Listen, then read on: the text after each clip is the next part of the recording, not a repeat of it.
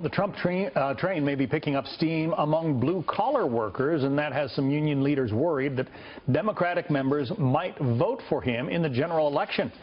They argue that supporting Trump ultimately would hurt workers. The question is, can they convince their union membership?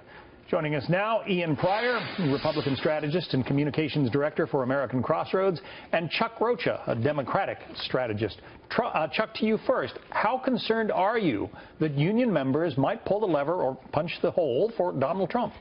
I think there's room for concern. I think when you see Donald Trump talking about trade, talking about outsourcing jobs, it's a lot of the same mantra that you'll hear Richard Trump talking about. I think their solutions are very different, but this is nothing new in the labor movement. You've seen union members who thought the same thing with Ross Perot, and who would forget those blue-collar workers who liked Ronald Reagan. So I think the unions are smart to be out there talking about this. They're putting together money, but they're trying to expose the other side of Donald Trump, which is him being for right to work and also being against collective bargaining, and that's the issues they're going to be highlighting. Ian, you're coming at this from the Republican point of view. If you presume that Hillary Clinton is going to be the Democratic nominee, and it's Donald Trump on the it's Donald Trump on the Republican side. We don't know that yet, but how do you stack up those two candidates? I mean, which one appeals more to the union vote?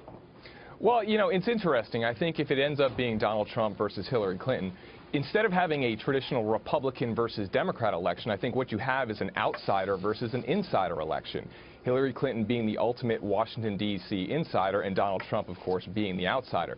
That's something that is going to help Trump speak to union workers and blue-collar workers who for 20 years have seen their long-term economic prospects diminish, and they look at the Washington class, whether it's Democrats or Republicans, and they're holding them responsible. So when you have Hillary Clinton supporting NAFTA, when you have Hillary Clinton speaking highly of outsourcing, of supporting TPP, that's going to be a real liability, and voters going to the polls in November are less concerned about what party you are and more concerned about whether you're outside of Washington or whether you're inside of Washington. Senator Ted Cruz did a takedown of Donald Trump's tariff threats during the Republican debate last night. But, Chuck, I'm not sure if it was effective, and I'm not sure if it matters to union voters. When Trump says, make America great again, I think they're saying, you know, yeah, let's start spitting out iron and Chevys and Fords and so forth from Detroit like we used to do.